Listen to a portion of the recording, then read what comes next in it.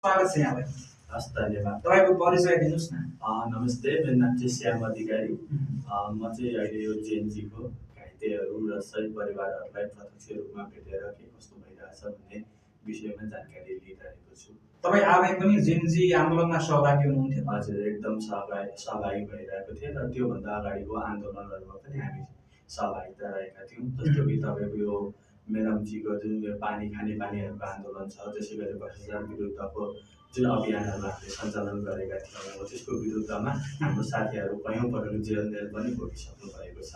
त्यो भएको भएर हामी सामाजिक क्षेत्रमा मात्र नभए तपाईँको यो देशमा एउटा निकास युवालाई पनि एउटा अवसर दिनुपर्छ भन्ने पक्षमा लागेर निरन्तर रूपमा हामी अगाडि बढिरहेका छौँ।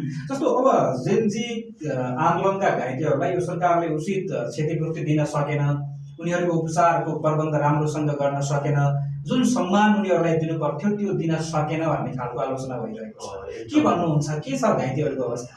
अहिले ठ्याक्कै भन्नुपर्दा घाइते र शहीद परिवारको अवस्था भन्नुपर्दा एकदम निर्दयनीय अवस्था रहेको छ।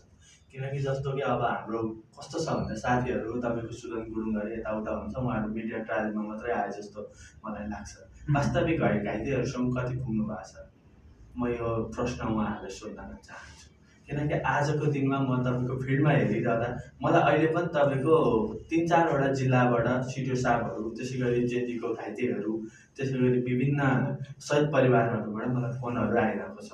सर, के भइरहेछ अहिलेसम्म, किन सरकारले यो एउटा कार्डको लागि पनि किन गर्न सक्नु भएको छैन? तपाईँहरू